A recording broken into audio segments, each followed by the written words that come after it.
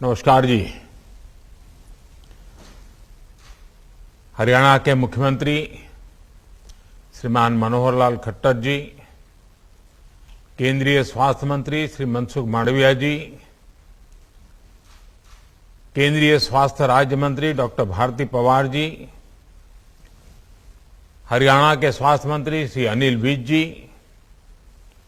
Infosys foundation की chairperson Shrimati सुधा मूर्ति जी, संसद के मेरे सहयोगीगण, विधायकगण, अन्य महानुभाव, मेरे प्यारे भाई और बहनों, आज 21 अक्टूबर 2021 का ये दिन इतिहास में दर्ज हो गया है। भारत ने अब से कुछ दूर पहले ही 100 करोड़ वैक्सीन डोज का आंकड़ा पार कर लिया है।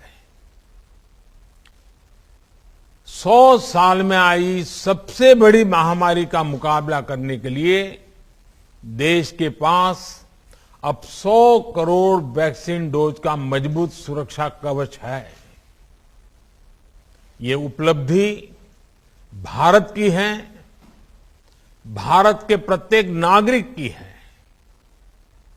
मैं देश की वैक्सीन मैन्युफैक्चरिंग कंपनियां, वैक्सीन ट्रांसपोर्टेशन में जुड़े कर्मयोगियां, वैक्सीन लगाने में जुटे हेल्थ सेक्टर के प्रोफेशनल्स, सभी का खुले मन से, हृदय से बहुत बहुत आभार व्यक्त करता हूं। अभी कुछ देर पहले ही मैं राम मनोहर लोहिया हॉस्पिटल में एक वैक्सीन सेंटर से होकर के आया हूं। एक उत्साह है और दायित्व बोध भी है कि हमें मिलकर कोरोना को जल्द से जल्द हराना है। मैं प्रत्येक भारतवासी को बधाई देता हूं। 100 करोड़ वैक्सीन डोज की ये सफलता प्रत्येक भारतीय को अर्पित करता हूं। साथियों, आज एम्स झज्जर में कैंसर का इलाज कराने आने वाली मरीजों को एक बहुत बड़ी सहूलियत मिली है। नेशनल कैंसर इंस्टीट्यूट में बनाए ये विश्राम सदन मरीजों और उनके रिश्तेदारों की चिंता कम करेगा। कैंसर जैसी बीमारी में इलाज के लिए मरीज और उसके रिश्तेदारों को बार बार अस्पताल जाना आना पड़ता है। कभी कभी डॉक्टर से सलाह, कभी कोई जांच, कभी रेडियोथेरेपी, कभी कीमोथेरेपी। ऐसे में बहुत बड़ी दिक्कत उन्हें ये होती है कि रुके कहां, ठहरे कहां। अब नेशनल कैंसर इंस्टीट्यूट में आने वाले मरीजों की ये तकलीफ काफी कम हो जाएगी। खासतौर पर हरियाणा के लोग, दिल्ली और आसपास के लोग, उत्तराखंड के लोग, इन सबको इससे बहुत बड़ी मदद मिलेगी। साथियों, इस बार लाल किले से मैंने एक बात कही थी। मैंने कहा था सबका प्रयास। ये सबका प्रयास की जो बात कही थी, कोई भी सेक्टर हो, जैसे ही उसमें सामूहिक शक्ति जुटती है, सबका प्रयास नजर आने लगता है, तो परिवर्तन की गति भी बढ़ जाती है। 10 मंजिला ये विश्राम सदन भी सबके प्रयास से इस कोरोना काल में बनकर तैयार हुआ है। और ये भी विशेष है कि इस विश्राम सदन में देश की सरकार और कॉरपोरेट वर्ल्ड दोनों की साझा शक्ति लगी है। इन्फोसिस फाउंडेशन ने विश्राम सदन की इमारत बनवाई है, तो वहीं इसके लिए जमीन देने और बिजली पानी का खर्च एम्स झज्जर द्वारा उपलब्ध कराया गया है। मैं एम्स प्रबंधक और सुधा मूर्ति जी की टीम का इस सेवा कार्य के लिए आभार व्यक्त करता हूं।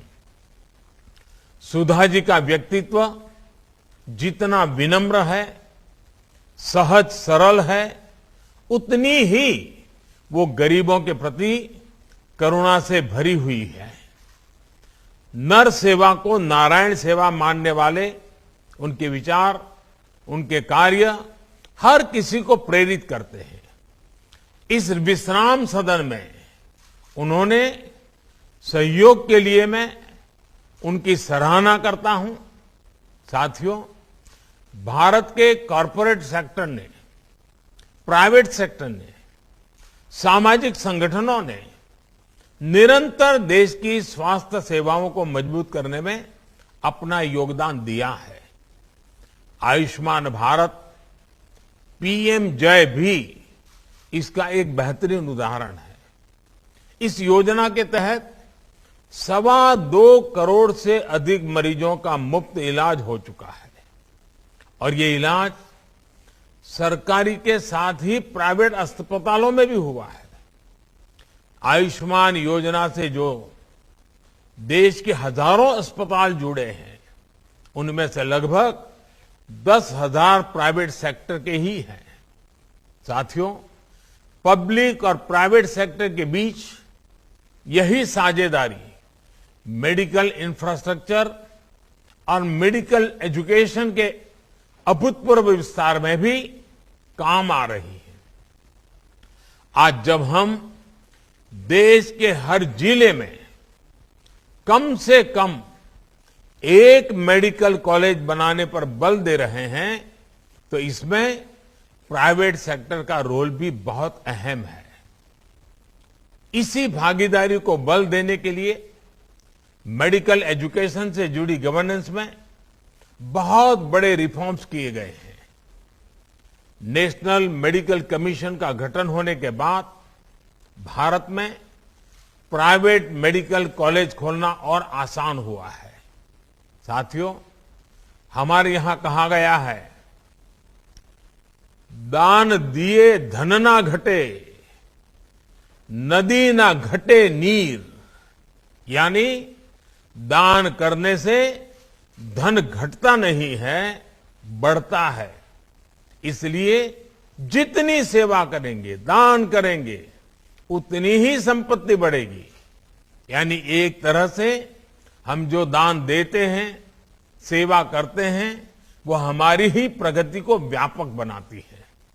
मुझे विश्वास है आज हरियाणा के झज्जर में विश्राम सदन का निर्माण एक विश्वास सदन के रूप में भी उभर रहा है। ये विश्राम सदन विश्वास सदन का भी काम करता है। देश के अन्य लोगों को भी ऐसे ही और भी विश्राम सदन बनाने की प्रेरणा देगा। केंद्र सरकार अपनी तरफ से भी प्रयास कर रही है कि देश में जितने भी एम्स हो, जितने नए एम्स बन रहे हो, वहां पर नाइट शेल्टर्स जरूर बने। साथियों, अपनी बीमारी से परेशान मरीज और मरीज के रिश्तेदारों को थोड़ी सी भी सहूलियत मिल जाती है तो बीमारी से लड़ने का उनका हौसला भी बढ़ जाता है। ये सहूलियत देना भी एक तरह से सेवा ही है। जब मरीज को आयुष्मान भारत योजना के तहत मुफ्त में इलाज मिलता है तो वो उसकी सेवा होती है।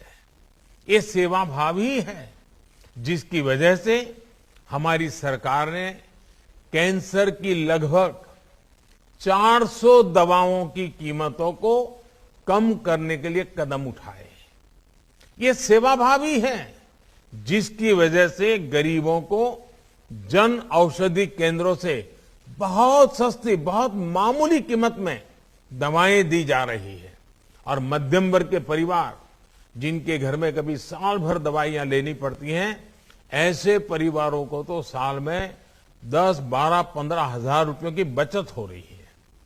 अस्पतालों में हर प्रकार की जरूरी सुविधाएं मिले, अपार्टमेंट सरल और सुविधाजनक हो, अपॉइंटमेंट में कोई कठिनाई ना हो, इस पर भी बहुत ध्यान दिया जा रहा है। मुझे संतोष है कि आज भारत में इन्फोसिस फाउंडेशन जैसे अनेक संस्थान सेवा परमो धर्मः के इसी सेवा भाव से गरीबों की मदद कर रहे हैं, उनका जीवन आसान बना रहे हैं। और जैसा अभी सुधा जी ने बड़े विस्तार से पत्रम पुष्पम की बात कही, और मैं समझता हूं सभी देशवासियों का ये कर्तव्य बनता है कि जीवन में जब भी जहां कोई न कोई पुष्प सेवा के भाव से समर्पित करने का अवसर मिले, हमने कभी भी इस अवसर को जाने नहीं देना चाहिए। साथियों, आजादी के इस अमृत काल में एक सशक्त हेल्थ केयर सिस्टम विकसित करने की दिशा में भारत तेजी से आगे बढ़ रहा है। गांव गांव तक फैले हेल्थ एंड वेलनेस सेंटर, ई संजीवनी द्वारा टेलीमेडिसिन की सुविधा, हेल्थ सेक्टर में ह्यूमन रिसोर्स डेवलपमेंट, नए मेडिकल संस्थानों का निर्माण, देश के कोने कोने में इससे जुड़ा काम चल रहा है। ये संकल्प निश्चित रूप से बहुत बड़ा है, लेकिन अगर समाज और सरकार की पूरी ताकत लगेगी तो हम लक्ष्य को बहुत जल्द ही हासिल कर पाएंगे। आपको ध्यान होगा, कुछ समय पहले एक इनोवेटिव पहल हुई थी, सेल्फ फॉर सोसाइटी। इससे जुड़कर हजारों संस्थान और लाखों लोग समाज के हित में अपना योगदान दे रहे हैं। भविष्य में हमें अपने प्रयासों को और संगठित तरीके से आगे बढ़ाना है, ज्यादा से ज्यादा लोगों को जोड़ना है, जागरूकता बढ़ानी है। आजादी के अमृत काल में एक हेल्दी और वेल्दी फ्यूचर के लिए हम सभी को मिलकर काम करते रहना होगा, और ये सबके प्रयास से ही होगा, समाज की सामूहिक शक्ति से ही होगा। मैं एक बार फिर सुधा जी, इन्फोसिस फाउंडेशन का आभार व्यक्त करते हुए, मैं आज जब हरियाणा की धरती के लोगों से बात कर रहा हूं तो मैं जरूर कुछ और भी बात बताना चाहता हूं। मेरा सौभाग्य रहा है, मुझे हरियाणा से बहुत कुछ सीखने को मिला है। जीवन का एक लंबा कालखंड मुझे हरियाणा में काम करने का मौका मिला है। मैंने वहां बहुत सरकारों को निकट से देखा है। अनेक दशकों के बाद हरियाणा को मनोहर लाल जी खट्टर के नेतृत्व में शुद्ध रूप से ईमानदारी से काम करने वाली सरकार मिली है। एक ऐसी सरकार मिली है जो दिन रात हरियाणा के उज्जवल भविष्य के लिए सोचती है। मैं जानता हूं अभी मीडिया का ध्यान ऐसी रचनात्मक और सकारात्मक बातों तरफ कम गया है, लेकिन कभी न कभी जब हरियाणा का मूल्यांकन होगा तो पिछले 5 दशक में सबसे उत्तम काम करने वाली, इनोवेटिव काम करने वाली, दूर की सोच के काम करने वाली ये हरियाणा सरकार है।